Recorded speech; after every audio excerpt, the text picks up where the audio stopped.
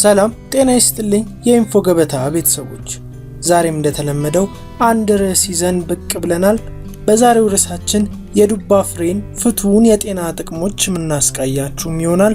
እስከ ፍጻሜው ድረስ አብራችሁኝ እንድትቆዩ ስጋብዝ ከታላቅ አክብሮት ጋር ነው።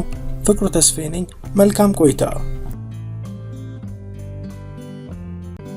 አብዛኞቻችን ዱባን ለምግብነት በመናዘጋጅበት ጊዜ ውስጡ ያለውን ፍሬ ጥቅም የለሽ ብለን እንጥለዋለን። ማወቅ የሚገባን ግን ይህ ችላ ተብሎ የተጣለ ፍሬ ለሰውነታችን ዘርፈ ብዙ ጥቅሞች እንዳሉት ነው። እስኪ ከነዚህ ዘርፈ ብዙ ጥቅሞች መካከል ጥቂቶቹን እነሆ ብለናል። የመጀመሪያው ጥቅም የዱባ ፍሬ በቀን ውስጥ ልናገኘው የሚገባውን የማግኒዥየም መጠንን በግማሽ ስለሚይዝ ለልብ ጤንነት፣ ለአጥንት እንዲሁም ለጥርስና ለደም ስሮች ከፍተኛ ጠቀሜታም አለው። ማግኒዥየም ድንገተኛ የልብ ህመምንና ስትሮክንም የመከላከል ብቃት አለው። ስለዚህ የዱባን ፍሬን በመጠቀም ከላይ የጠቀስኩትን ጥቅም ማግኘት ይችላሉ። ሁለተኛውና ላስቃኛችሁ ወደድኩት ጥቅም ደግሞ ለጥሩ እንቅልፍ ፍቱን መሆኑን ነው። በዱባ ፍሬ ውስጥ በብዛት የሚገኘው ትራይፕቶፋን የሚባለው አሚኖ አሲድ ሰውነታችን ወደ ሴሮቲን ቀጥሎም ወደ ሜላቶኒን የእንቅልፍ ሆርሞን ለመቀየር ይጠቀምበታል። ከእንቅልፍ በፊት የዱባ ፍሬን መመገብ ለሰውነታችን የሚገባ እረፍት እንዲያገኝ ከማስቻሉም በላይ ከእንቅልፍ ስንነሳም ያለውን የመጫጫን ስሜት በመቀነሱም ንቁ እንድንሆን ያደርገናል። ከላይ ከጠቀስኳቸው በተጨማሪ በሽታ የመከላከል አቅምን ለማዳበር የሚረዳውን ዝንክ የሚባለው ንጥረ ነገር በዱባ ፍሬ ውስጥ እናገኛለን።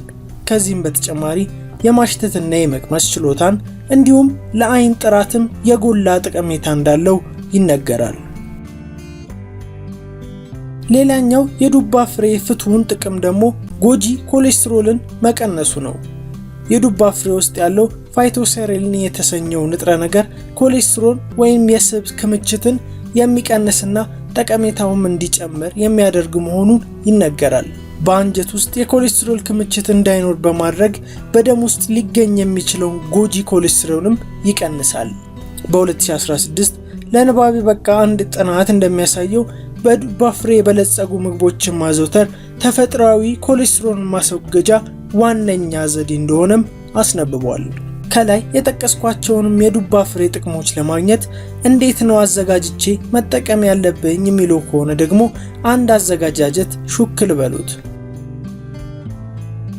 የዱባ ፍሬውን ከዱባው ከለዩ በኋላ ፀሐይ ላይ ወይንም በሌላ ማድረቂያ ዘዴ በመጠቀም ማድረቅ፣ በመቀጠልም የደረቀውን የዱባ ፍሬ እሳት ላይ በብረት ምጣድ ወይም በሌላ መጥበሻ ዘዴ በመጥበስ የፍሬው መልክ እየተቀየረ ሲመጣ ማውጣትና አብርዶ መመገብ ይቻላል።